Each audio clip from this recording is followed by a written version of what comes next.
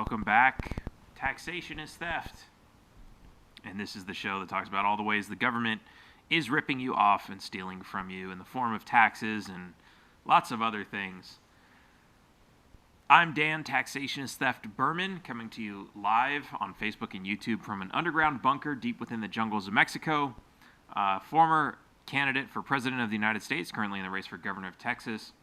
And today I've got a really amazing guest with me, Matt Sands. He is the founder of the Nations of Sanity project, which is really amazing. If you hate the government, or if you think the government can do better, or you think our societal process of law can be better than what we have, this is definitely going to be a really interesting talk. But of course, before we get started, if you're watching the live streams right now on Facebook or YouTube, go ahead and share, like and share and comment. Get your friends to come and watch. Start a watch party. Let's get a lot of people, because this is going to be some really great information today, and we want as many people to hear this as possible. Also, when the show's over, make sure you head over to taxationistheft.info, and you can help support us. Anything you buy from that website, and we've got some really amazing stuff. We've got these awesome Taxationist Theft hats, Taxationist Theft flags, all kinds of really cool stuff, and everything you purchase helps go to fund our efforts to spread taxationist theft counter propaganda around the world to help stop government oppression. And we also have lots of extra content on YouTube, so make sure you head over there and subscribe and catch all of our really awesome videos that are there. But enough of that for now. On to the show. Matt, how's it going? Yeah, great. Hi, Dan. Awesome. Hey. Yeah, so we talked a couple weeks ago, and I really got to hear a lot about your this idea that you have, and it's really amazing. It challenges, I think, the way that we see kind of what the law is, because even so, like, to most people it's like, oh, the law is whatever those politicians write on paper. Then you have some people who are more like anarchists and voluntarists who say, no, the law is natural law, and those bureaucrats don't really matter. But there's still some confusion about what that natural law could mean, and I think you kind of address that with this idea that you have, where we can kind of come up with something that we can agree on as a law. But it fits within this non-aggression principle. So I'm probably totally just misrepresenting this. So I'm gonna let you explain it and kick this off. Okay, yeah, thanks, Dan, for taking the time to chat with me about this. Basically, the project Nations of Sanity, it's built on the assertion that the only way to create a truly free society with truly equal rights is to establish the non-aggression principle as the law through a peace agreement.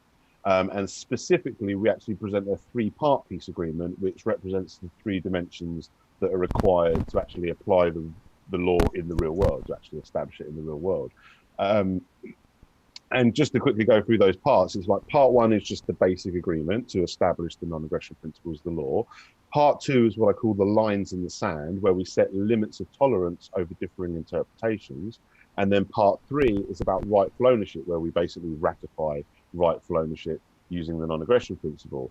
And just to go back to part two, because that's, I think, the most important part of the three parts, is what that's about. That's setting the lines in the sand, is because there's obviously the non-aggression principle itself is relatively clear as a principle, but there are certain sort of fuzzy edges and grey areas where, like, reasonable people can disagree about precisely where you draw the line.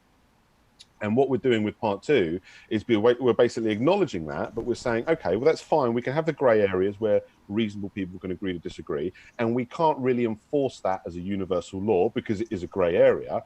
But there's a limit to the grey area. There's a limit to the different interpretations that we can tolerate. There is a line that we need to draw where it's black and white that you're definitely violating the non-aggression principle, and that would be when this universal law would apply. And then upon that framework, we can still have voluntary collectives and societies that establish their own rules that go beyond that, but those rules would only apply to people that agree to be part of those collectives. Whereas this universal law, this is a way of establishing the law, you know, like I say, universally. So we have this universal definition of crime. So no matter who you are, no matter what you've agreed to, that law could be enforced on you. I hope that makes sense. Right. Yeah, and it's I mean, so it sounds very much like the natural law or the non-aggression principle. Um, only to clarify a little bit more, but I guess and this is something we didn't talk about last time. So what because you call it an agreement is like I don't know, like the first thing that comes to mind is okay, if this is some like worldwide agreement, like I'm like picturing like the people at the UN, like representatives of each nation signing agreements on behalf of us, which of course violates the non-aggression principle. Um, what do you envision as like how would this actually be implemented? Well, I mean, the purpose of the agreement is just as a kind of vehicle for establishing the law, because the problem is currently our laws, as you said before, are established through governments. They are whatever the government says. So, like the laws that exist today, they're laws because we have a ruling authority that says, these are the rules and these are the laws. And what we're saying is when no one has the right to create laws, they shouldn't be created on the whim of any ruling authority. They need to be based on this principle. So the only way to establish the non-aggression principle as the law would be through a peace agreement, because obviously if you did it through a ruling authority, you'd be contradicting yourself because ruling authorities violate the non-aggression principle. So it's really about having this kind of like a peace treaty, basically, where we kind of declaring as a society that these are the universal terms of peace. Now, I say agreement because that's obviously how we establish it. But the important thing about this law is it would apply to everybody, whether they agree to it or not. Because and this is kind of like the whole thing about making the non-aggression principle the law. The beauty of the non-aggression principle is that enforcing it is by definition defensive. There's no violation of rights or violation of freedom required to enforce the non-aggression principles law. So anyone who says, well, I didn't agree to that law, why should it apply to me? You don't need to agree to it because it's just a basic principle that if you violate it, you're attacking someone. Therefore, any force used against you is justified as defensive force. Does that make sense? Yeah, and that's really interesting because it's like if somebody comes up to you and they point a gun at you and they say I want your watch, um, if you don't if you live by the non-aggression principle, um, that's a crime against you. You can defend yourself against this person. Now, under like even if they never agreed to that, well, okay, that's fine. You never agreed to any condition where they would come and be able to take your watch from you. Um, but even if they have a different government system, and most government systems would not allow this either, then they're under that system by force. But even if they had, and I would say that arguably this is exactly what the government does.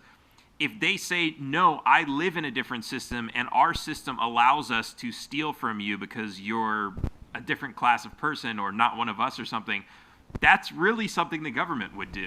um, like where they say like, oh, you're there enjoying your life conducting business. We want 25% of the profit, and that's yeah. These are our rules, and we're going to enforce those on you. So it really is it's kind of like I almost want to call it a paradox, but it's not.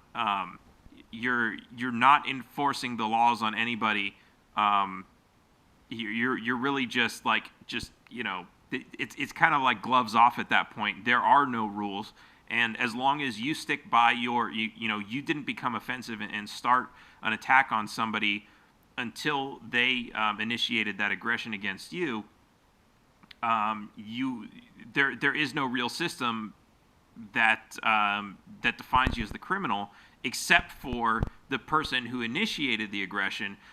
And of course, the danger with that is if that person. So let's say, for example, the IRS comes to you and says, "Hey, give us your money." You could rightfully defend yourself, but of course, the IRS has a much hey, well, yeah, you can attack us, but we've got a huge group of friends who outnumber you. So, but it's like at that point, it kind of comes down to whoever's got the most guns makes the rules, and that's I think most rational people would agree that that's not the right way to run a society, even though they kind of cave into that. All this, they come up with like all these illusions and excuses that they make up to kind of comfort themselves that's not the system that they live in, even though it is. Um, Yeah, the thing is, it really it comes down to morality, and even though we've all got our own different kind of subject moralities, there is an objective standard of morality that we can find, which I would argue is the non-aggression principle. But I mean, the way I kind of approach it to people when they kind of talk along those lines about, like, well, the government does this and that. I mean, the difference between the laws. I mean, this is, I suppose, what I want to do with the law is I want to take it from what it currently is, which is just the arbitrary dictates of a ruling authority, and put it to what it should be, which is, like I say, an objective definition of what is crime. And it's like what we have now. We have like might makes right, and there's like this pretense of morality underneath it. But ultimately, it is, as you say, it's might makes right. If you don't pay your taxes, that you would be morally right not to pay your taxes, and you'd be morally right to use force to defend yourself from the IRS and the police and whatever other government agencies came to try to rob you. But whether you're morally right or not doesn't help you out if you're outgunned, right. But the thing is, we want to say to people, okay, well, do you want that society? Do you want might makes right? Because if you want might makes right, then you're just basically getting rid of morality, and you're saying, okay, well, we're going what might makes right. That's basically the same as no morality at all, or moral relativism, or something like that. So I'm basically saying, because the point I make about morality is morality itself is not objective. You could reject it. You can say, okay, I don't believe in morality. There's no argument someone could make to me that gets me from a is to an or in regards to this fact makes this should this moral claim objectively true. So people can reject morality and they can have the might makes right thing, but as you say, if they do that, then they've got no complaint against any force used against them. Whereas if they do want to accept morality, I would say that the only way morality works as a moral framework is if you base it on the concept of self-ownership. So people have a choice. They can either reject or accept the concept of self-ownership, which is nothing more than the idea that everyone has right over only their own selves. And I don't really see how people can argue against that, because if you don't have right over yourself, and like if someone says, oh, I don't believe in self-ownership, that you don't have right over yourself, I have right over you. Well, it's like, well, where does their right over you come from if they don't even have right over themselves? So the only way morality can have any kind of consistent foundation is if it's built on self-ownership. And once we accept the concept of self-ownership, then the non-aggression principle is like self-evident from that concept. Like if you accept self-ownership as a moral truth, then you can't then say that the non-aggression principle is not a moral truth, because all the non-aggression principle is the moral principle of self-ownership. If you have right over only yourself, then obviously it's wrong for anyone to violate that. Any aggression against you, ruling you, enslaving you, all of that. So when you look at it in that way, the whole thing has a kind of objective truth to it. So the difference is law right now is just whatever our ruling authority says it is, which basically makes it arbitrary. Whereas this idea is to say, okay, well, what we're doing is we're just accepting this one moral truth, which is that everybody has right over only their own selves. And once we accept that, then the non-aggression principle becomes an objective standard of morality that defines crime in a universal way. And then we're saying this is the law, not because I said so or you said so, but just because this basic principle of self-ownership says so. Does that make sense? Yeah. And it's there's a couple interesting points I want to go back to.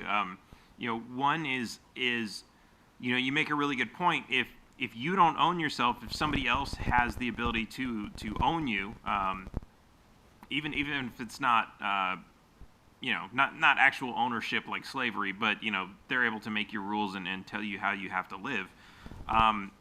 What gave if you don't have the right to own yourself, what gave these other people the right to own you? And it's interesting that goes back to, I don't know how far back, to where people would, like kings, would assert that they had that right as some divine right. It came from God, and it was endowed to them. But it's interesting that like we don't have that anymore. Instead, now it's like people have like come to this illusion. Well, no. We voted on this, and it's like, okay, so basically a group of people who are not you decided that group of people would have ownership over you. And that was, I guess, some forms of government are are more like that, where a group of people come in and say, yeah, we're going to create this government, we're going to tell people what to do. I mean, arguably that's, I guess, every government now. But the people still have this illusion that, yeah, but we participated in the election, and therefore we voted for this system, and we want this system. We actually like this system. We just don't like anything that it does. And so we're going to vote harder next time and change things. It's really interesting, but it's kind of like it's a really difficult problem to deal with, because everything you're saying makes complete logical sense if to somebody who's able to look at that completely objectively.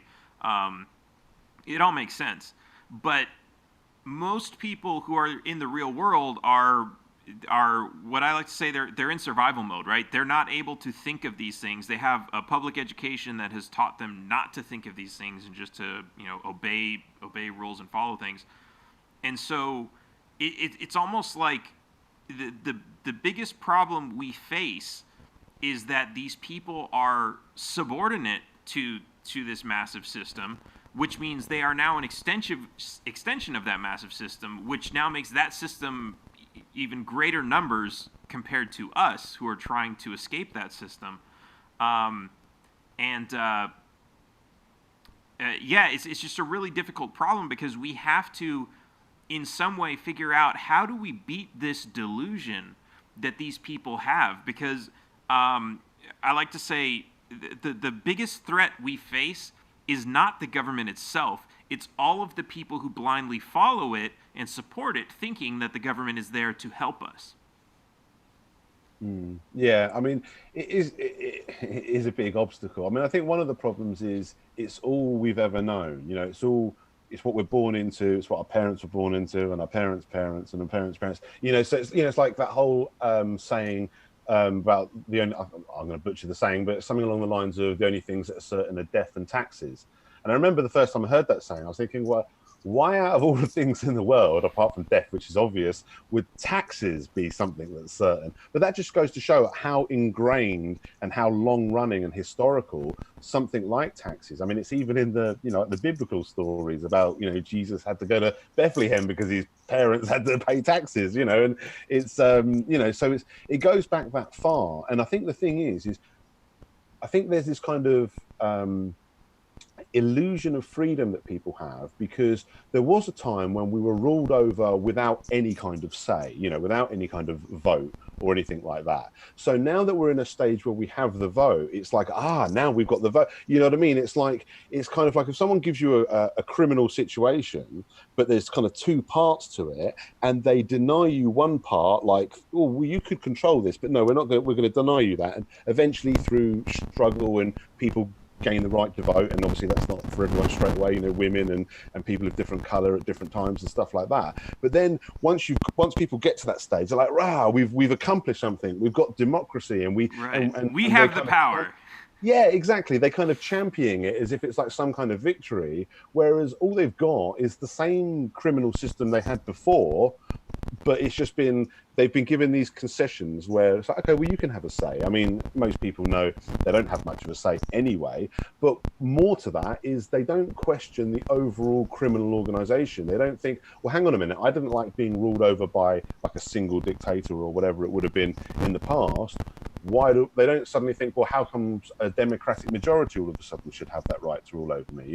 It's kind of like when we abolished slavery, or any kind of crime that we recognize as crime, whether it's rape, murder, theft, people, it's like there's a little glimmer of the principle. People are recognizing the principle, but they're not stepping back and seeing that the principle's not being applied consistently. When we abolish slavery, the whole premise of that is because you don't get to own people as property, because people have right over themselves as self-owning individuals. It's like, well, okay, well then you don't get to rule them either. You don't get to tax them. You don't get to tell them what drugs they put in their body and all the rest of it. It's like once you've got one thing, it's kind of like just showing people the principle, because a lot of this morality we already have. If I speak to people on a person-to-person basis and you talk about the non-aggression principle, they might not have heard of the non-aggression principle, but they're familiar with the idea and the concept of, I have right over me, I don't have right over you, and I don't, and I shouldn't hit you, and I shouldn't steal, and all.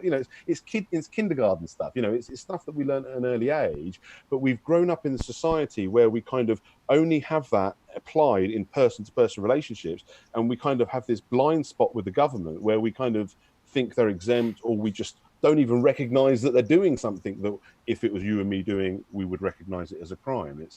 But so that's part of what all volunteers do, not just myself, but people like yourself as well. One of the things that we're all trying to do is try to wake people up to this principle, wake people up to this idea of saying, look, you own yourself, and so does everybody else owns their own self. So all of this ruling business, whether it's democratic, whether it's dictatorship, republic, whatever, it's got to go. We can have these systems in a voluntary system. I'm not against democracy as a decision-making tool amongst voluntary collectives. There's businesses and shareholders that run that way.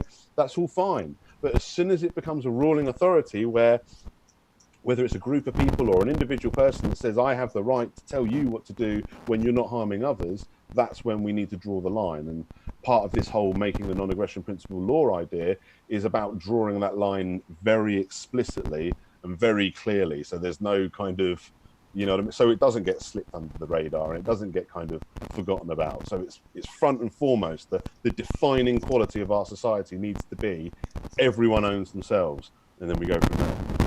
Right. It's. I was thinking when you first started that out, you're talking about how we're given just like, oh yeah, you're given the right to vote, and like, okay, yeah, so now you're free. I'm just thinking of, because we were talking about crime before that. Like, imagine a bank robbery. Like, this would be a great movie. It's like the great bank heist. They go into the bank. They've got the guns and everything, and there's like 30 hostages, and so they tell the hostages, oh well, we're very democratic people, so we're going to let you vote to decide who gets to live and who gets to die, because we have to release some hostages, right? So we'll let you guys vote on that. And so, like, instead of like focusing on the bank robbery, the whole movie, the whole focus is just on the people arguing over who gets certain rights to certain things. Or maybe they even say like, yeah, and you know what? We'll even give $10,000 to every hostage that we release. So now people are sitting there arguing like, yeah, we have the power to vote. Yeah, we're awesome. We're gonna get free money. We get to decide how we live our lives, who gets to live, who gets to die. And ultimately, it's exactly like what you said. It's yeah, but they're totally distracted. They're so focused on this idea of the democracy and the voting, about how voting is fair and democracy is fair, that they're not paying any attention to the bank robbery that's going on at the same time. But another thought that entered my head is, you have, okay, we talk about voluntary systems, and especially with corporations and agreements, right?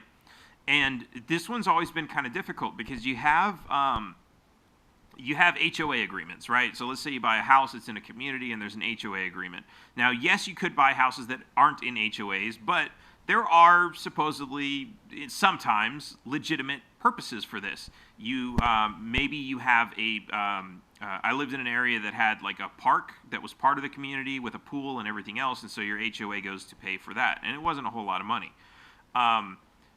But you could, of course, always have, that organization. Maybe it goes rogue. Maybe at some point you're like, you know what? I don't like what this organization is doing. I don't want to participate in that. I don't want access to maybe the park and the pool that they, that's theirs, but I want to withdraw from this. What's really interesting about that is, even though the HOA is a voluntary agreement, anybody who enters into it does so voluntarily, there's arguably a little bit of coercion when you say, I'm going to sell my house, and then you have to sell it to somebody, and you tell them, yeah, well, if you buy this house, you have to sign this contract, although they still have the option to not buy that house, right? So it's still voluntary, even though I can see how some people say it's a little coercive. But at the end of the day, what's really missing from these is an exit strategy. What happens at what point, at some point when you say, yeah, I don't want to deal with this anymore. And it's interesting too, because this goes all the way up to government, like big government, right? we have the United States, which was founded on, we're going to become independent from the government. They wrote a document that said it is our right, when the government does not serve us, that we have the right to alter or abolish it. And so they, for all intents and purposes, abolished it, or at least, abolished it within their geographic region. But then they created another one. And when they created that one, they created all kinds of systems to say, this is how it's going to work. And if you want to change the Constitution, if you want to add a new amendment, this is how you do it. This is the process.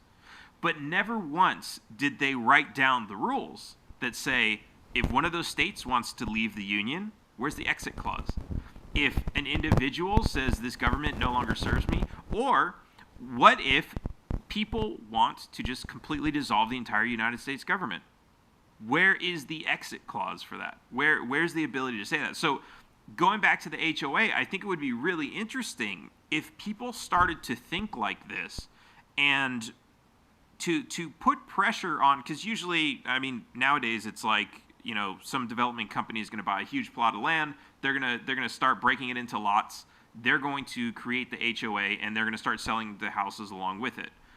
So the HOA is kind of already there when you buy this house. But if people were to start putting pressure to those organizations to say there's going to be an exit clause, if at some point you say the economy crashes or whatever, and we're like, yeah, you know what, it's just not worth it to pay this HOA anymore, we're just not going to pay for it, and there can be no legal consequences where they can't come and take your house or put liens on it or anything like that.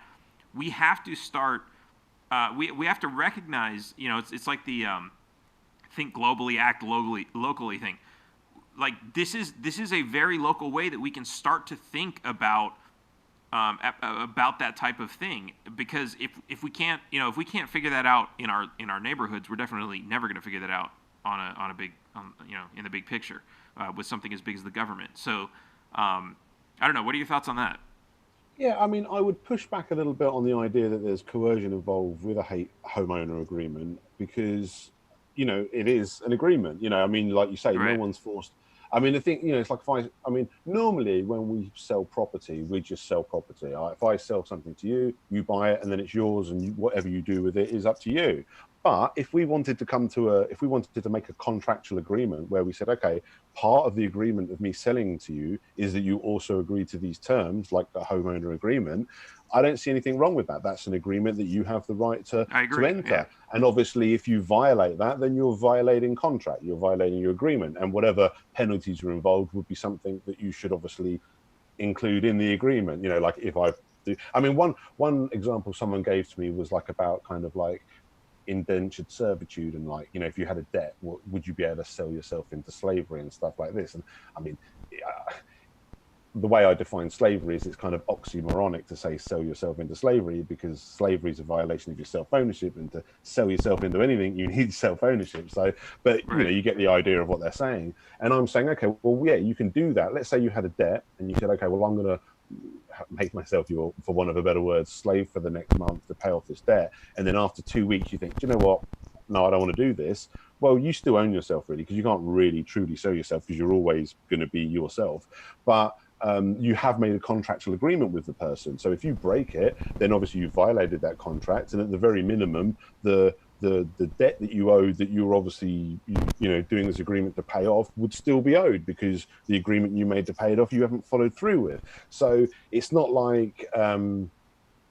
like people can ever really 100% lose their rights. But when we make agreements with people, if we violate that, then that is obviously a violation. Relatively small level, because it's dealing with property rather than kind of severe harm. I mean, that's the other thing with the non-aggression principle. Obviously, there's gradients of violations. If I steal a penny off a millionaire, I have stolen. That's still a non-aggression principle violation. But that's much less severe than me stabbing him to death, so it's Right. so everything's kind of relative. But technically speaking, if you made an agreement, then you have to honor that agreement. That's that's part of contracts. But obviously, with regards to breaking agreements and kind of whatever penalties are due, that's something that you need to negotiate explicitly as part of your contract. Because the problem with contracts, and this is something that's already part of contract law now, is whenever there's any ambiguity in a contract, the benefit of it always goes to the person that didn't draw up the contract. So if you didn't make it clear enough in your contract over something, then that's kind of your fault, and the benefit of the grey area would go to me because I didn't draw up the contract. So, if that Right. makes sense. Yeah. No, I agree with that. I guess I guess the issue I'm trying to address is people not having the foresight. Because when you're dealing with an HOA, it is something like a government. It can change, right? People can vote and they can create new rules. And if you are, if you say, okay, I blindly agree, to follow and have every single one of these rules enforced upon me, and then some people decide, well, we're going to vote and we're going to change those rules. Of course, obviously, if they change the rules and say we're allowed to steal from you now, that violates the non-aggression principle. They don't have that right to vote in the first place. But let's just say they vote to raise their fees, and they raise them and they raise them and they raise them. You're absolutely right that you made the agreement, and you have, you're bound to that contract. Of course, there is the concept of an unconscionable contract where, I never agreed to sell my soul. That wasn't in there, but it says everything. There's that kind of idea. But I think ultimately, it's maybe just what I'm getting at is just that it would be a great lesson for people to learn to have that foresight that no matter how simple this agreement might be at the time you sign it, it can change, and you always need to have an exit strategy. So when that thing does change into something you don't like anymore, you need to have a way out. And they have this, right? They had sometimes they'll say if you get a rental agreement, right? They'll say, so you get a rental agreement for 12 months. If you want to leave before the 12 months is up, you just pay an extra month of rent, no big deal. Some people will look at that as a penalty. Other people will look at that as, no, it's buying your way out of a contract. I think either way, it's fair to say that, but it doesn't matter. It's an exit strategy, because it's and this is something it's common. It comes up a lot. People are like, yeah, my job moved, all these other reasons. I don't need to stay here for 12 months, and you're only 3 months into a 12-month contract. It would be insane for somebody to be forced to pay the other 8 months, 9 months to this contract when they're not going to be living there, and when the landlord's probably going to rent it out to somebody else as soon as you're out anyways. So it's like so many people have been through that it's like, okay, yeah, we'll make an exit strategy, and that's there. It's common. And I think we need to start thinking more in terms of that with everything that we have, with every agreement that we make. We should start thinking about, maintaining our ownership of our of the options that we have for ourselves in the future, by knowing that we can cancel any agreement, and that they're not. I mean, an agreement is an agreement, but if I don't need this thing anymore, I just want to make sure I can cut it off without huge penalties. Yeah, no, I agree, and people need to take a bit more care in regards to what they're agreeing to ahead of time. The point I was making with regards to the ambiguity clauses in contract law was just really because that slightly protects them from that a little bit. Like when you were saying about things like, oh, well, what if people start putting up their prices and changing things like that? Well, unless that was explicitly agreed in your contract, they would be classed as being in violation of the contract, and you wouldn't be obligated to anymore. So that's why that ambiguity thing is quite important, because you can't slip loads of stuff in the fine print very easily, because if it's not explicitly agreed as part of the contract, then, like I say, any ambiguity always goes in favour of the person that didn't draw it up. I mean, this is kind of, I think part of that is to prevent people from trying to slyly get people to agree to stuff they don't really agree to. And that's right that it should be done that way, because obviously consent requires an understanding to what you're consenting to. So I can't say, agree to this deal where, for 12 months I'm going to supply your phones and it's going to cost this much. But like in some kind of fine print that you didn't really read or whatever, I'm going to say this may be subject to change. Well, the only thing you agreed to was that standard contract, and the subject to change thing and all the rest of it. Really, if I start changing the terms that you explicitly agreed to, then I can't kind of say, oh, well, I had to, yeah, but you explicitly agreed to these terms. And anything that falls outside of that, then you would have to make explicit to me again for the contract to count. So certain things I think people would be protected from, only to a certain extent. I mean, if they agree to stuff and they did agree to it. I mean, it's a little bit like the penalty thing. Like, for example, if we've done a contract and it was explicit in there that if you cancel before the 12 months is up, you have to pay a month in, like, a month arrears or penalty or however you want to characterize it. Now, if that's explicit in the contract, then and you broke contract and you didn't want to pay that, then I could make the claim that you owe me that money because you've made that explicit agreement. And but if that wasn't explicit in there, then I can't make the claim to it. If I say, well, yeah, but you cancelled the contract. Yeah, but you didn't put anything in here about penalties if I cancel or anything like that. But that's why the onus is always on the person that draws up the contract to make it as thorough as it needs to be for what they want the agreement to be. They can't, any ambiguity that they put in there will only bite them in the arse coming down the line. It won't bite the person that didn't draw up the contract in the arse as likely to anyway. But yeah, the other point you make is important because people need to get out of that mindset of being victims. We need to kind of take hold of the situations we want. If you want to live in an area that has different rules to the homeowner association on the property that's being offered to you, then you need to either negotiate different rules with that property before you enter into the contract. Don't enter into contracts that the terms you don't like. People need to take responsibility for themselves in that regard. But the other thing is people need to take control and say, okay, well, if they won't negotiate and if that's their terms, we won't buy from there. And people need to create their own. We need to do a little bit more as people and not be such victims to everything. I know some of it is put on us, through government coercion, which is what I'm trying to get rid of. But we still have personal responsibility. And like I say, if I can't, for example, I can't move into a house in the middle of the city and then moan about the fact that I live in the city. Well, that's the choice I made. If I want to live by the sea, then I need to buy a house by the sea. And if I can't, that doesn't mean we can't afford it and stuff like that. But that's the general thing. We can't say, oh, well, I don't like these homeowner agreements. Well, why did you buy the house under those terms then? If you didn't like those terms, then you should have negotiated different terms or not bought the property at all, or whatever the thing is. It's like, I bought this car, like, let's say you buy a red car, but the person says you've got to keep it red. You've got to sign this agreement that you're not allowed to paint it any other color. Well, if you don't want to have to be held to that, don't sign that agreement. And if he won't sell you the car without signing that agreement, he doesn't have to. It's his property. And until he sells it to you, he can, make any kind of conditions he wants. Once he sells it to you, then it's your property and you can do what you want with it, unless you made an agreement otherwise. But again, if you made an agreement otherwise, if I had that thing with you, I need to explicitly put in that contract what the penalty would be if you did. And I could even perhaps something put as severe as you have to give me the car back or something, whatever it is, what I mean? But what I'm saying is I would have to make it explicit what it is you're agreeing to. I can't kind of slip things under the table that you don't notice, because that violates the whole idea of consent. I hope I didn't go on too much with that. It made sense, but yeah. I know it's difficult not to just keep going on. That's all really great points. I wanted to say this because you brought up the point about buying a car and not being able to paint it red.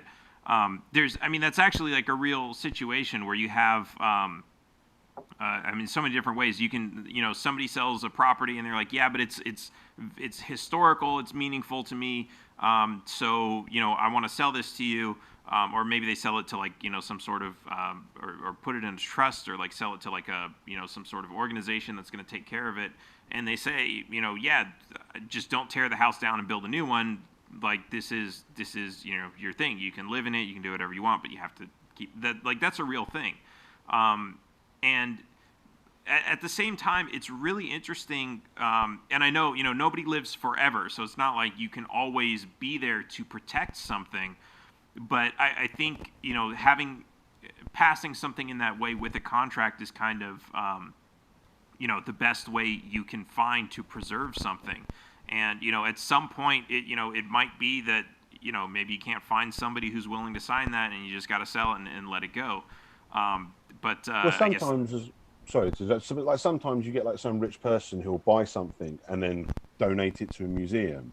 because he just wanted it preserved. And he'll do exactly what you said. He'll donate it, but under the condition that they do precisely that they preserve it. But then you'll get other people that want to retain a bit more control than that condition, so they won't actually donate it to the museum. They'll buy it and it'll be their property, but they'll let the museum display it.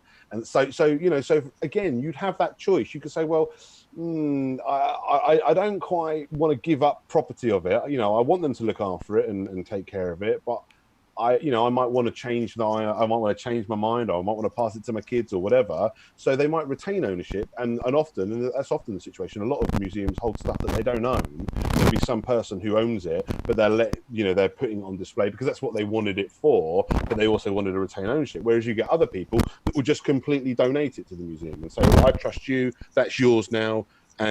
But there will be either implicitly or explicitly, if it's done through a contract, that understanding that they're going to look after it and they're not going to smash it up or sell it or whatever doesn't want done with it. So yeah, and the beauty of a voluntary society is all of these things, all of these little trappings that people worry about losing from our current society that they associate with government. I think we need to wake up and realize we don't need to lose any of that, because as long as it's all done within the realms of respecting self-ownership, in other words, as long as it's all done with voluntary interactions, we can have all of these things. People can set terms. We can have, like people talk about, the homeowner association. I think that's an important thing, because some people talk about, well, they worry about the non-aggression principle as law being very basic, and they think, well, what about, family values? What if I want to live in an area that's got, certain rules that go beyond the non-aggression principle because I want to live? Well, you can have all that through homeowner associations and property agreements and rental agreements and all of those things that we talked about. And none of that's coercive, none of that's violating self-ownership, because it's all done with the agreement of the people involved. So, but then at the same time, there shouldn't be any law that prevents another little community that wants to create their little nudist colony where they will have sex out in the open and inject heroin in their arms and whatever else they might do that doesn't violate the non-aggression principle, but would offend a lot of people that want to live in more wholesome areas. That's fine. People can segregate in that way. And this is the point about making the non-aggression principle this universal law, because we can still have our little collectives where we have additional rules that go beyond that, because the non-aggression principle is pretty basic, and people might have higher standards than simply, don't violate each other.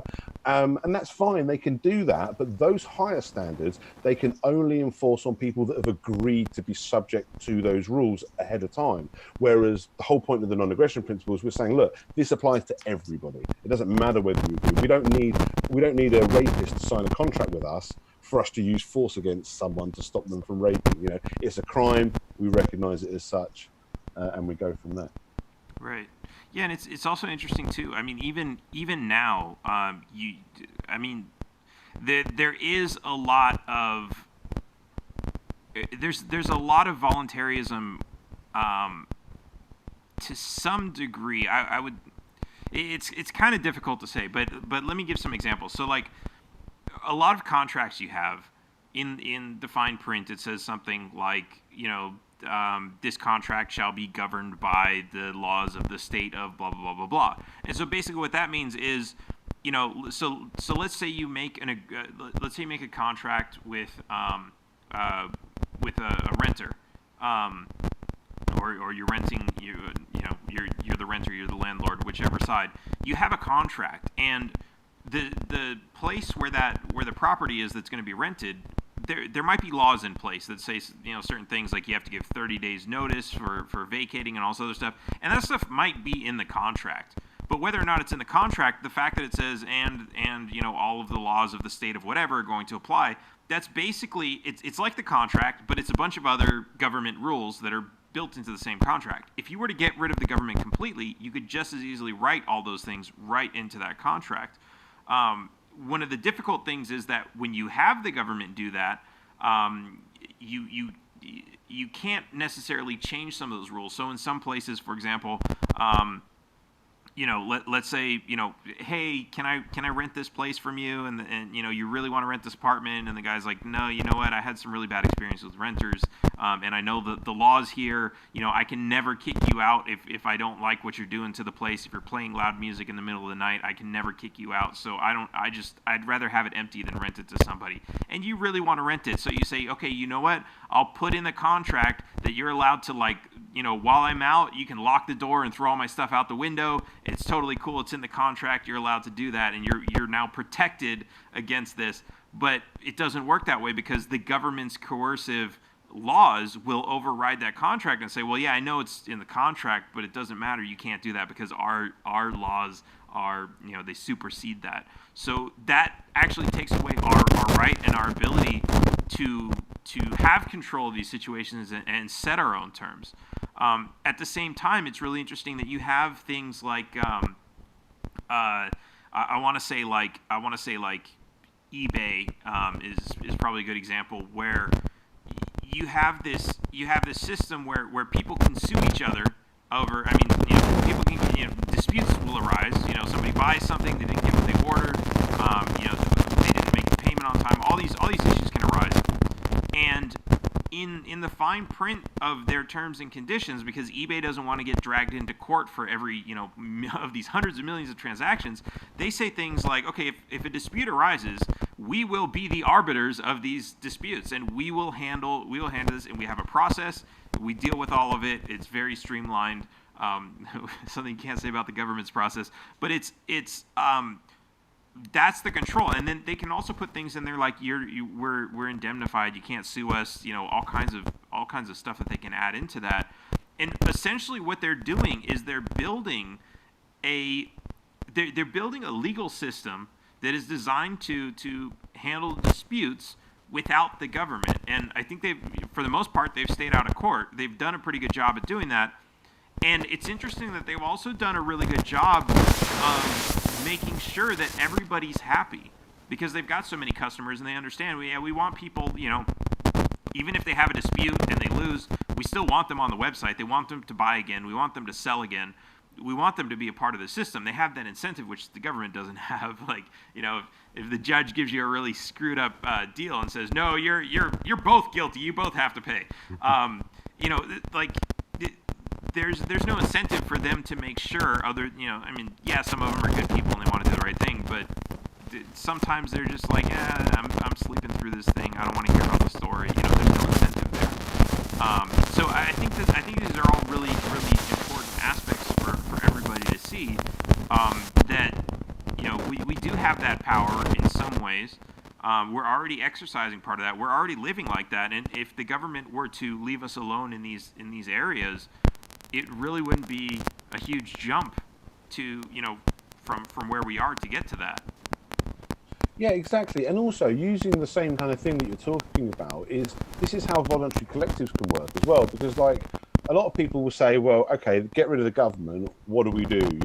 What happens to all that infrastructure? What happens to all of those resources and stuff? I mean, obviously, there's certain things that can be returned to rightful ownership and stuff like that. But there's obviously a whole mess of stuff that can't be. And we've got all this infrastructure and everything that's built up, and national resources and what have you. And I would say, okay, well, for example, if this whole thing happened and the non-aggression principle was established as law tomorrow, what would happen tomorrow? Well, nothing would have to change like that, because everything could carry on, but the government would no longer be able to exist as a ruling government, because obviously ruling governments are illegal. So it would have to operate as a voluntary collective, which means any rules beyond the non-aggression principle, obviously, which everyone has to abide by, but any rules beyond that like this voluntary collective that was once a government wants you to adhere to would have to be done with your consent. So you can say, well, I don't want to be part of that, and that's your free choice.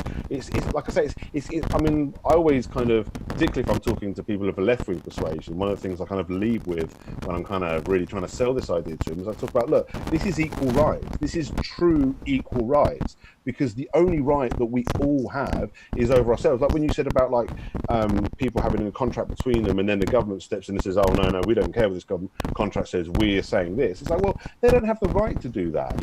That comes, the whole problem with that, and the problem with so many problems in our world, is it all comes from government claiming a right that they don't have, a right to override your consent, a right to interfere with voluntary interactions between consenting adults. They don't have that right. So if we kind of, like I say, establish this non-aggression principle law, what we're doing is we're basically just declaring everybody owners of only themselves, and we're doing it on a societal level. You know, like I say, when we abolish slavery, it doesn't mean, like I say, we've all, another important point, so I know I'm all over the place. One other important point I'd like to make as well, because people always say, oh, well, what if people still disobey the non-aggression principle law? Well, people disobey laws now. Having a law against rape doesn't guarantee that no one will ever be raped. But what it means is that will be recognized as a crime. So when slavery was abolished, from then on, slavery was recognized as a crime on a societal level, whereas prior to that, it was deemed something as an acceptable thing to do and legitimate. So, this is the idea. It's not saying, we're not guaranteeing that no crime will ever be committed. We're saying that as a society, we're all going to be on the same page over what is and isn't a crime, because it's not going to be defined by some ruling authorities, which is one of the reasons why we have different laws in different countries, because you've got different ruling authorities deciding on different laws. I know there's a lot of similar laws, but there's obviously different ones. This is the whole idea. We're saying, look, the law isn't based on anyone's opinion. It's based on the idea of self-ownership. If we agree on self-ownership, then everything else follows on as implicit. And although we still have those fuzzy edges, which I think can be dealt with by drawing our lines in the sand that, separate the grey areas from the black and white. But once we do that, we have that equality of rights. So people can make whatever, and the eBay thing's a very good example. But also I'd say, in addition to that, it shows how voluntary collectives can work, because all of these people that say, well, I want to, like, regulated markets is another good example. We can, like, a lot of people say, well, I want a regulated market. That's fine. You can have one. You can still have a regulated market. But the only difference would be is, in a free society, you wouldn't have to use the regulated market. People would have a choice. They could trade unregulated. And obviously there's risks involved in that, because although people can't actually aggress against them and violate the non-aggression principle, there's still a lowering of consumer standards that you would have in a regulated system. You'd have extra consumer protections, extra standards, and what have you. Conflict resolutions, all of these things, like with the eBay system. I mean, eBay is like its own little self-contained regulated market just for itself. But you could do that on a grander scale like we have now. We can have the regulated market exactly as we have it now, but the difference is the unregulated market, or the black market as it's called now, would no longer be criminalized. People would be free to use it or not use it depending on their preference. And then what you'd likely get is a scenario where people that are if you're going to buy vegetables off the local guy who grows down your allotment, he doesn't need to be a registered company. You're going to happily buy vegetables off him without him going through a thing. But if you're going to buy something off an international corporation, then you probably are going to want to go through a regulated supplier, because you don't know these people and you're not going to trust them without that additional consumer protections and what have you that you get with a regulated system. So it's like, I often think, particularly when ANCAPs talk about, like, free market and stuff like that, which I've got no problem with. I mean, I've got no beef with ANCAPs, but sometimes they talk about, like, that's the only way. Everyone's got to become a capitalist. We've got to reject all regulation. We've got to reject all kind of anything other than a non-aggression principle. And I'm like, no, the whole idea of the non-aggression principle is that's the only thing that we have to adhere to. And everything else is down to us. And all of these people, particularly of left-wing persuasions, that want socialized organizations, that want, like, again, as long as it's not non-coercive, as long as it only involves willing participants and doesn't violate self-ownership in any way, you can have voluntary collectives. You can have voluntary socialism, for want of a better word. I know people will be screaming, that's an oxymoron, but I think they know what I'm talking about. Take the government coercion out of socialism, and what have you left with? A lot of people say, oh, you've still got something that won't work. Maybe not, but the people that will pursue that will be the people that choose to, and it won't be forced on you. And then if those systems do flourish in a free society, they'll do so based on merit, because they do work. And then, and that's the true test of whether something works or not, because you can't test it in a government system where you're being forced to use it or not. Like people say, well, this works. Well, it's only because people are forced to use it. If they had a choice, it might all crumble. And that's what a lot of ANCAPs will probably think about a lot of socialized systems, but that's fine. But then there's a lot of people on the kind of left wing of that will say, well, we don't trust the free market to be the magic savior of everything. We think we need some collectives. We think we need to provide this to, and all that. And that's all fine, as long as everybody on each side of that conversation recognize self-ownership. as long as we've got that universal common ground, then every kind of economic system and every kind of way of life can be pursued and we can all live in peace. And also, sorry, one other thing is I think while we've got the choice to not be together, I think we're more likely to negotiate together. It's like if you've got the choice to walk away, then you're more likely to actually sit down and listen to what the other person says, to think about whether you may want to work with them or not, because there's no gun in the room, you know. Whereas you know that you're free to leave. Whereas when people are forced together, they don't want to be together, even if it's something that they may potentially be open to in a voluntary situation, if that makes sense. Yeah. Yeah, that's a lot. Sorry, I went on there. No, it's great. It's all true. My lights are flickering here if my power goes out. I don't think I put the battery backup back in, but yeah, no, it really is true, and especially one thing that I've really been focusing on a lot with my campaigns and my counter propaganda is that it's kind of that thing, right? Because we have this fight between capitalists and socialists, and at the end of the day, it's like yeah, you guys can really just do whatever you want, and it's almost like I think I've come to the point where the capital is not the problem, the social isn't the problem, it's the ism. The ism is like when you say, oh yeah, this is the system we're gonna have, it becomes the ism, and everybody's gonna be forced to live under it. And I think that's really where it gets crazy, because you can have social systems or capital-based systems that work.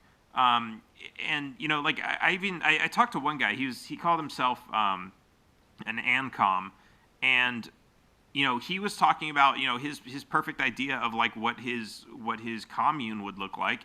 And I was like, yeah, but you're talking about having 50 people there. You're not going to have people who know how to manufacture computer parts, so you're not going to have internet or communication or things like that with other places. And he's like, no, we would just trade with other places that are capitalists to get the things that we need. So it's even as an ANCOM, he still respected the AN side of that word by saying yeah, we're not going to force people into this commune. We're not going to force everybody else to live this way. This is our preferred method. Hopefully it works. Nobody knows what the future looks like for anything. But if we need to, we will trade with people outside. But collectively within our commune, we're going to live a certain way. And I was like, I cannot as a voluntarist object to that. I can't tell you no, don't do that. You have no right. It's all voluntary. And I think that's something that we all really need to as much as I know it, it's still it creeps up in the back of our heads. It's something we all kind of need to learn and relearn and just always have there. And that's I think the core of the voluntary spirit. Yeah, definitely. I mean, we have over here in England, we've got socialised healthcare. We have the NHS, National Health Service, and funnily enough, whether it's because we've had it for quite a while and people are used to it, but it's one of those things that's quite unanimously supported. Even left and right wing, even people on the right wing like their socialised healthcare in England, particularly prefer it when we look over the pond to the American system.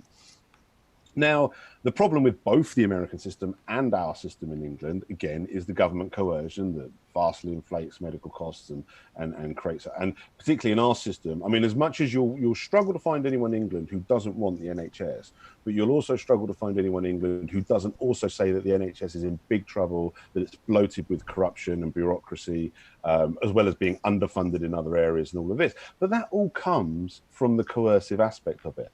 The reason why you have bureaucracy in government, and the reason why you have corruption in government, is because they're dealing with stolen money, is because they're dealing with a system that people don't have a choice about whether they're a part of it. So I'm quite confident, and I'd love to obviously create a free society so I can see whether I'm right or not, but I'm quite confident that if we created a free society here in England, I think we would keep our NHS.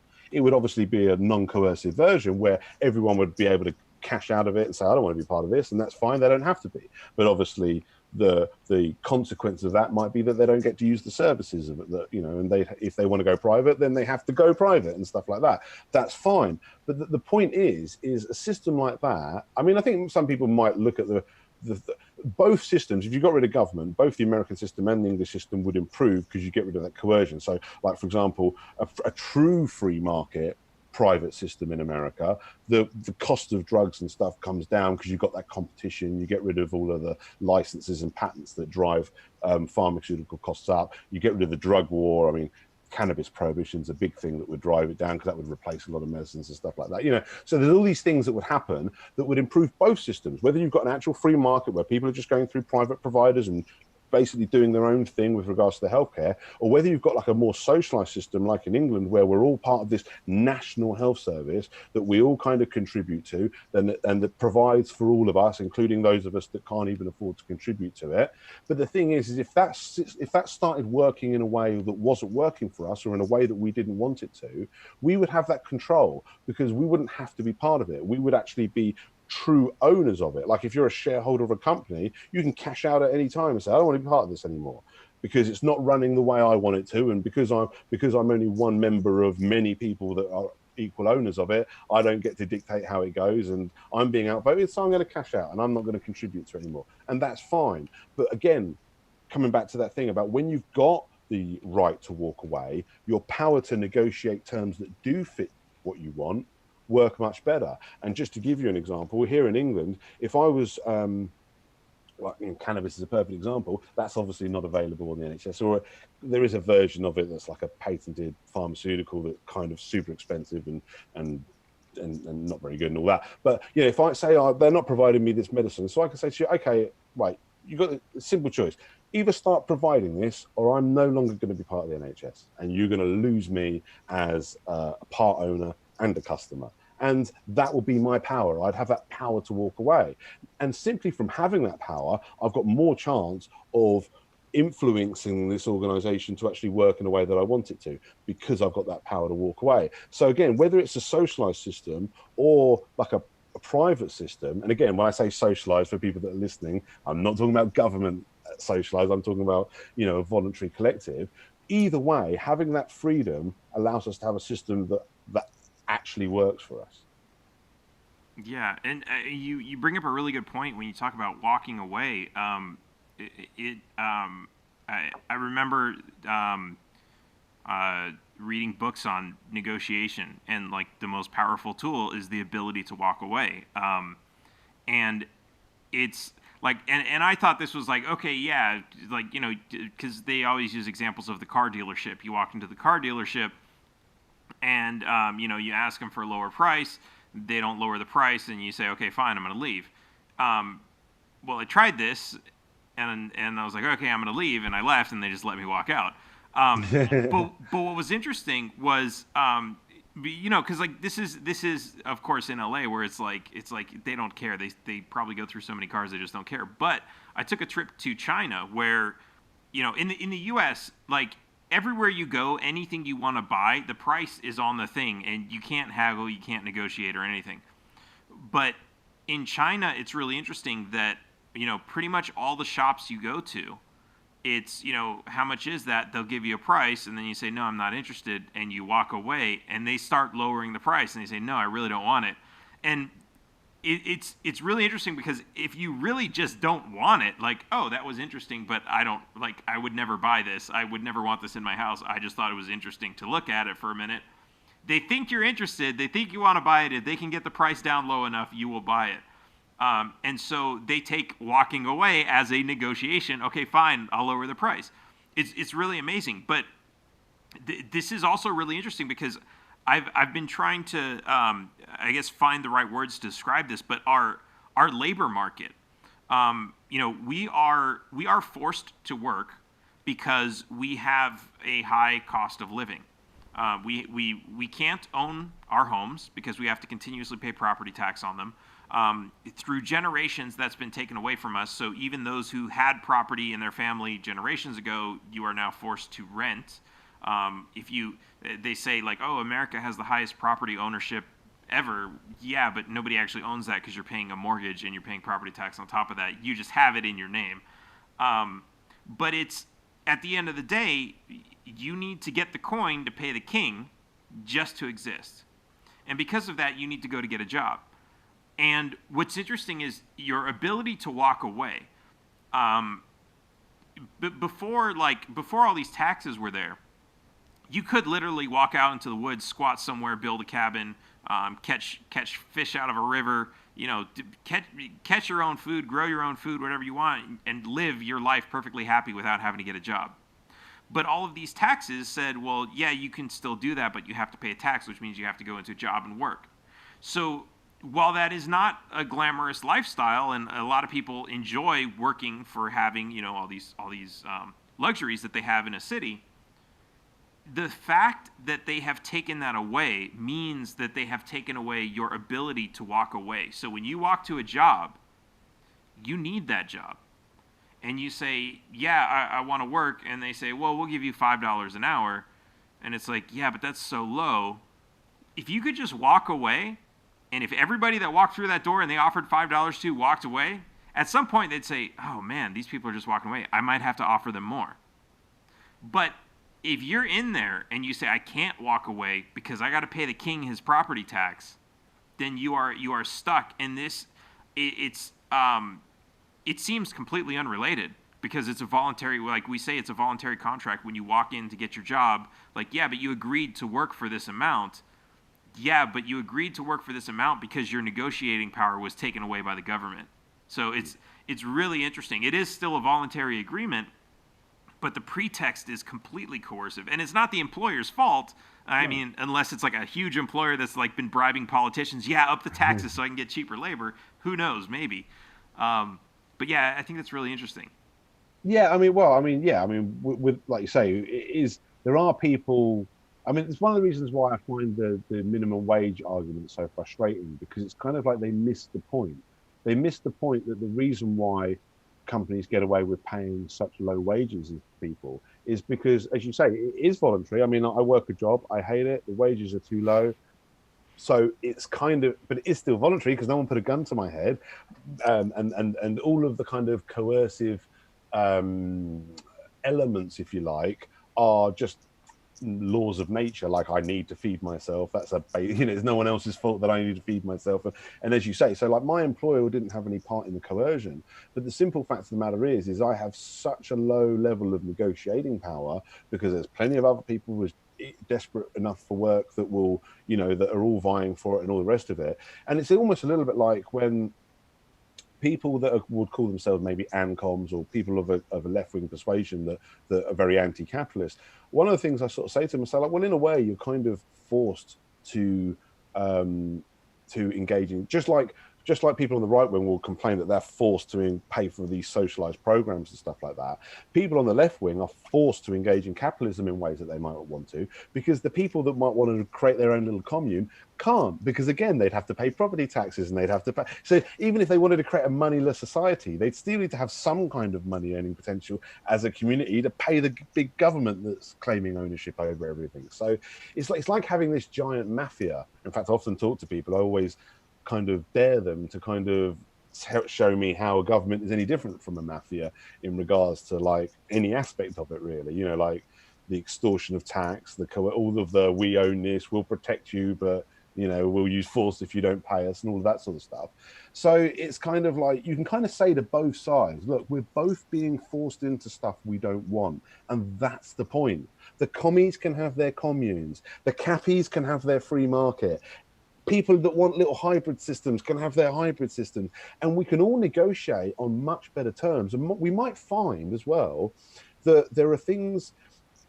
It's a little bit like, imagine there was a deal that you wanted. Like if I brought you into a room with another guy, regardless of what the deal is, under a voluntary situation, explain the details to you, you'd be like, yeah, that sounds like a great deal. I'm up for that. Imagine I then the exact same deal, but instead of bringing you in voluntarily, I bring you in at gunpoint. I say, sign this agreement.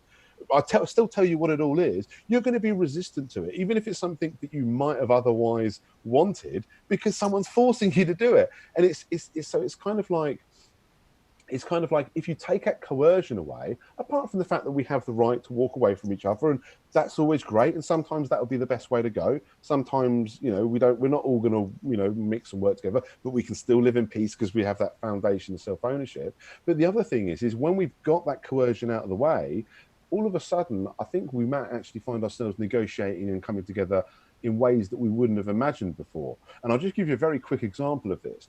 I was speaking, because one of the things I try to do is try to show that voluntarism is a neutral thing that's for everybody, not just anarcho-capitalists, but people, like you could be a voluntary socialist, you could be a voluntary conservative, you could be a progressive voluntarist, and all of this. And I was speaking to a guy who identified as a progressive, voted for Bernie Sanders and all of that sort of stuff. And by the end of the conversation, he was basically calling himself a progressive voluntarist. So he hadn't changed his progressive values, but he had come round to the idea of voluntarism. Because I think a lot of people do when you really talk to them, because very few people are going to object to the idea of self-ownership. And if they've got a brain in their head, they can understand the non-aggression principle comes from self-ownership. So everything kind of fits into place from there. So I had this conversation with him, and one of the ideas I was mentioning was this idea of these voluntary collectives, and was talking about, how this can provide the sort of socialism that he wants without all of the corruption and bureaucracy that poisons all the social programs that we have provided by government. Anyway, I went through all the details of it with him, and he liked it and thought it was a great idea. The same day, I spoke to an anarcho-capitalist, and I had almost the exact same conversation, explained the exact same thing to him. He also liked it, and I was telling him about my conversation with the progressive and all the rest of it.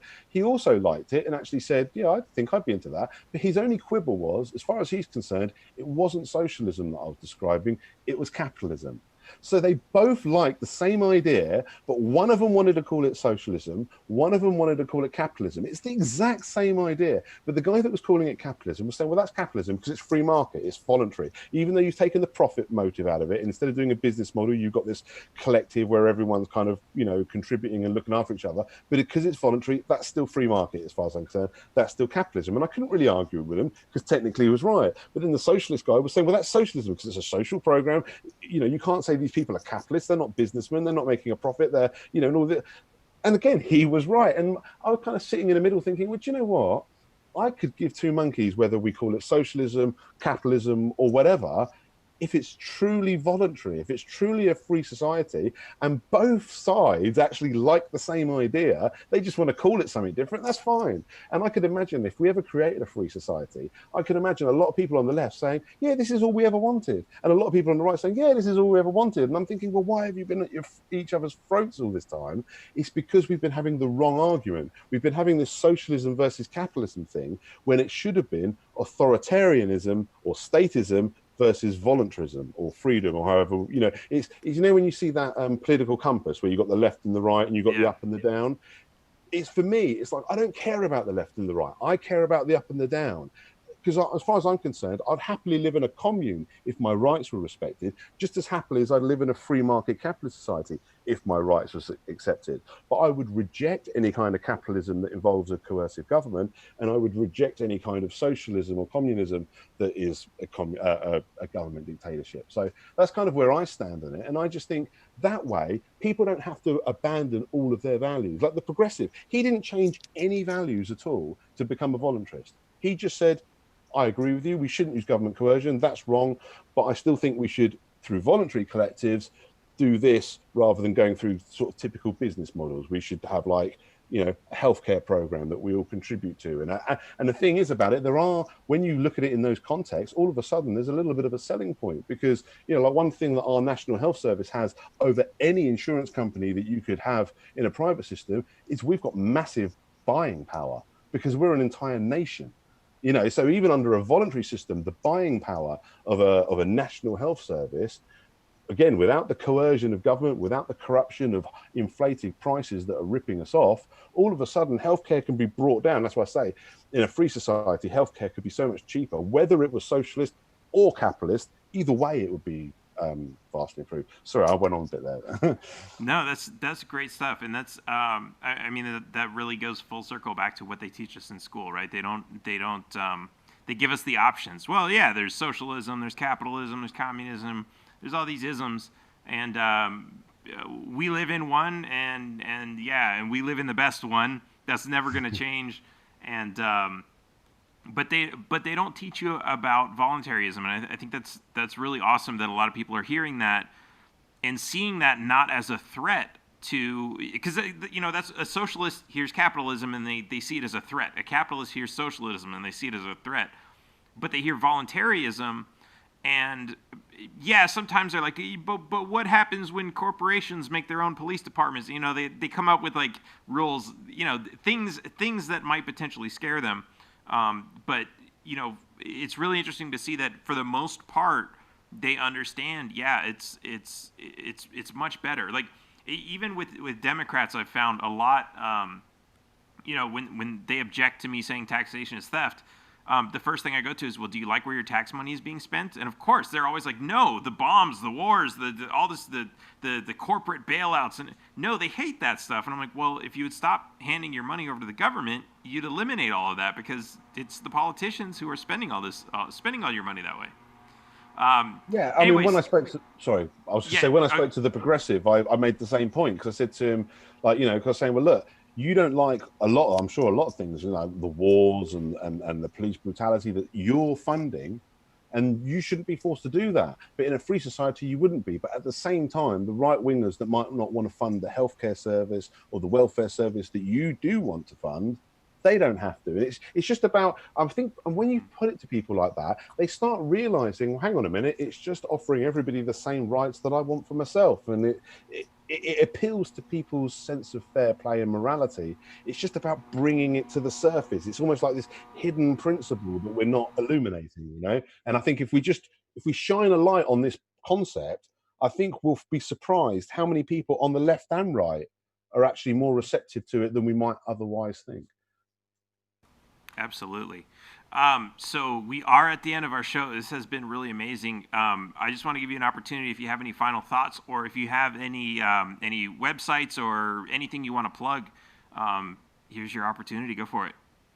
The project's called Nations of Sanity. I've got a website, YouTube channel, and Facebook page, all called Nations of Sanity. So if anyone wants to check out my work, then just type in Nations of Sanity and you'll find me. Anyone who ever wants to contact me, I really do welcome scrutiny. I mean, part of how I developed the idea was through people, discussions and conversations and people picking out flaws and stuff like that. So I do welcome scrutiny, and obviously I welcome support. We're all of us voluntarists are all kind of fighting the same thing, but I'm really asking all voluntarists to really consider this more specific idea, because I do think it kind of sharpens up the edges of what we're presenting, and certain concerns that people have, like, well, what do we do about the fuzzy edges and stuff like that? I think we can address those issues. So that would be my final thought to people, is just really think about the idea of establishing the non-aggression principle as the law through a peace agreement. Try not to be too scared by the word law, because it doesn't have to mean government dictate. It can mean universal law, terms of peace, however you want to call it. So yeah. Right. No one's sitting around trying to overturn the law of gravity. So we can accept a few of them. Awesome. Matt, thank you so much for coming on the show. This is an amazing talk. Definitely going to have you back on to talk more about this. This is great stuff. It's great. I think it really hopefully inspires a lot of people to think and really have these conversations and spread this information and have these conversations with other people, because ultimately, we live in a society that doesn't understand these things, because we've gone through this mass public indoctrination system that has taught us everything we need to know in order to be productive workers or productive slaves or whatever you want to call it. But they haven't really taught us to think about our own existence and how we should operate with other people in this world and how we can coexist and live peacefully with each other. So thank you for listening. If you enjoyed this podcast, please make sure to like and share it. If you're watching this on Facebook and YouTube, like, share, comment. If you're on Twitter, you can retweet it. And if you want to get this in the podcast format, we have this on anywhere where you can go get your podcast: Apple, iTunes, Google, everywhere else. Go check it out. Make sure you subscribe. And of course, head over to taxationistheft.info. One thing I guess I really need to mention right now is we're giving away the amazing Opener 3000 on taxationistheft.info. This is something that I know it looks kind of like an AR-15. It's absolutely not. It's just a piece of metal in a funny shape. But it does open a lot of things. And but because the government likes to regulate shapes, there are certain things we had to do to make this happen. But if you head on over to taxationistheft.info, you can check that out. Just look for the amazing Opener 3000. And I will see you guys next time. Taxation is theft. Have a good night.